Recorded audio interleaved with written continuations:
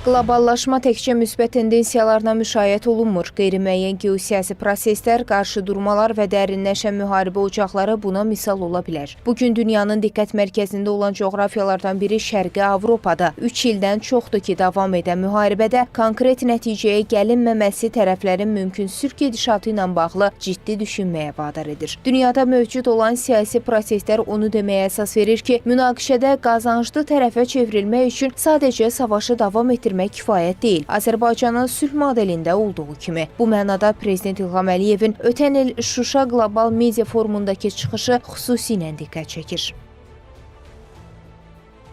Elə bir dövr var idi ki, biz atəşkəsə razı olmalı olduq. Bu 94-cü ildə baş verdi. Bu çox çətin qərar idi, sizə əmin edirəm. Və dəfələrlə Qərb ölkələrindən gələn qonaqlar mənə sual verirdilər, bu məsələ necə həll edilə bilər? Mən deyirdim onlara, mənim atam Azərbaycanı məndən az sevmirdi və ya hər hansı bir Azərbaycandan az sevmirdi, ancaq o məcbur 94-cü ildə bu atəşkəsə razı oldu, çünki ölkəni xilas etməli idi. O zaman Azərbaycanın faktiki olaraq ordusu yox idi. Biz hələ yeni qururduq ordumuzu. Xatırladaq ki, Azərbaycan lideri çıxışı zamanı ölkəmizin sülh təcrübəsinin digər coğrafiyalar üçün də nümunə ola və maraqla qarşılana biləcəyini işarə edib. Onun sözlərinə görə konfliktli situasiyalarda egoist yanaşma fayda vermir. Dövlət başçısı bildirib ki, bəzən məqsədə nail olmaq üçün mürəkkəb qərarlar vermək lazım gəlir. O vaxt müharibəni dayandırmaq, gənc dövləti xilas etmək üçün yeganə yol idi. Ağır bir qərar idi.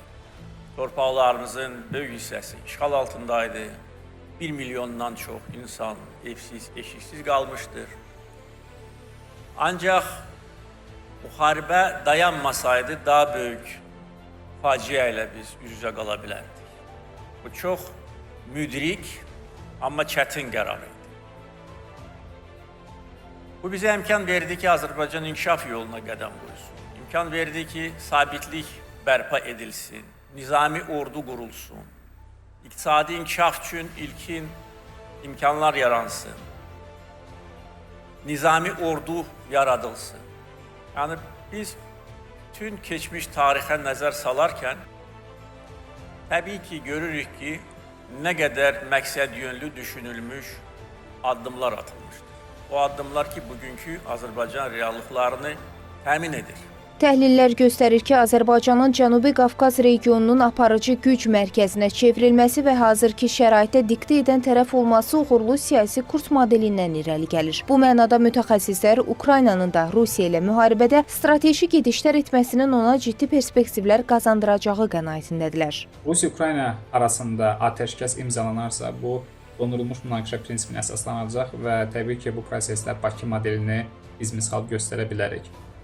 Və Azərbaycan tərəfi 30 ildən sonra öz iqtisadi və hərbi gücü sayəsində bu məsələni həll etmiş oldu. Təbii ki, Rusiya-Ukrayna arasındakı bu prosesdə məsələ bir qədər fərqlidir, çünki Rusiya tərəfi daha güclüdür Ukraynadan və əgər Ukrayna atəşkəsdən sonra güclənərsə iqtisadi və hərbi baxımdan, bunu biz Rusiya tərəfindən də şamil edə bilərik ki, Rusiya tərəfi də təbii ki, silahlanmaya daha çox yer verəcəkdir. Yəni, bu baxımdan biz Azərbaycan modelinə əsas göstərsək də, Ukraynanın Rusiya kimi rəqibini də unutmamalıyıq. Analitiklər bildirirlər ki, gərginləşən müharibə fonunda Ukraynanın xilası sülh masasına gəlməsindən keçir. Savaşın soyuq fazada davam etdirilməsi bu ölkəyə canlı qüvvə və hərbi texnika itkisindən başqa bir şey vəd etmir. Zeynəb Mirzəyeva, Real.